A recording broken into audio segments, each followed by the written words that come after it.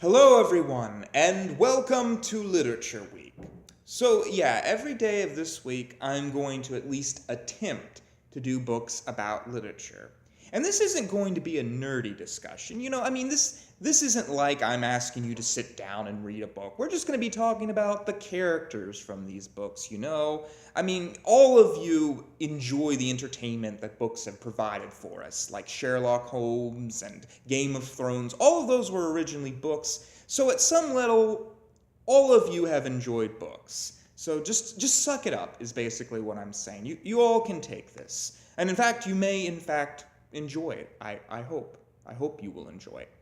But anyways, I wanted to talk today about a subject I've been trying to bring up over and over again here on the couch, and that is my top 5 favorite writers. And there's going to be only 2 rules to this list. 1, I'm talking about writers of books, so William Shakespeare is disqualified. And 2, this is just my own opinion. And also, I will try to get the opinion of other people in here. But basically, this is my opinion with a dash of what other people are saying. So, J.K. Rowling is one of my favorite writers, but she won't necessarily make it on this list. Maybe she will, but I'm going to have to consider other people's opinion too. So, with that said, let us get started. Let's crack open the pages of the book. Number 5, Leo Tolstoy.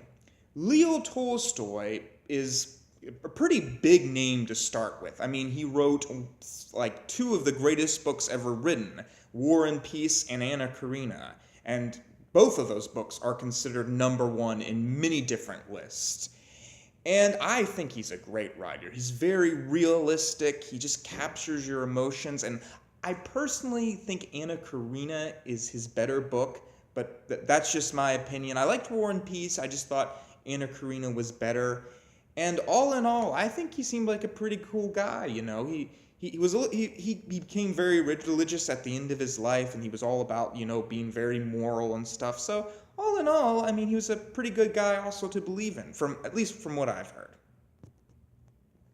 Number 4, Victor Hugo. I'm not going to lie, I don't know anything about Victor Hugo.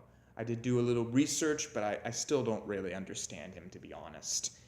That's just me. I don't know. I read his biography and I still don't get him. So I'm just going to go with the fact that he's good at writing and that I really enjoy his writing. He's written The Hunchback of Notre Dame and Les Miserables. And let me tell you something. Les Miserables has a lot of press on it, but it deserves all that press. And in fact, I don't think Les Miserables is valued as one of the greatest books as much as it should be. Yes, I am saying that it is one of the best books ever. Easily, at least in my top 15, probably in my top 10. But Victor Hugo is not just a good writer that is just like one of those like Alexander Dumas or Mark Twain. He's up there in the top 10, I guarantee it. I just feel he really captures the spirit of a story. And also, he's just exciting to read, just absolutely exciting. Number 3, Miguel Cervantes. Pretty much just because of Don Quixote. Don Quixote is my favorite book. It's, in my opinion, the greatest thing that has ever happened in the history of our universe.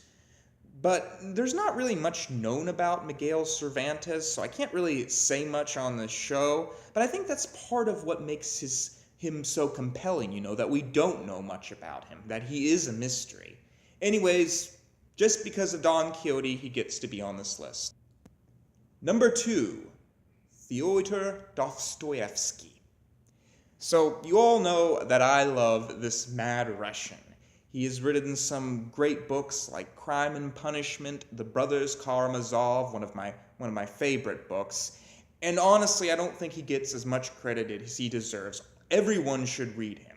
And he's kind of a cool person, to be honest. He's kind of like the Johnny Cash of the literature world. He didn't have a very happy life. He went to prison in Siberia, and he eventually decided to move towards God and became extremely religious, just believing his seizures were showing him the divine light. He's a really cool person to read about, and he really manages to capture you, you know? He really manages you, not only with his writing, but also just because of the person that he is. And, I just love The Mad Russian. The Mad Russian. And number 1, Charles Dickens. So, Charles Dickens is kind of seen by most people as the greatest writer of all time.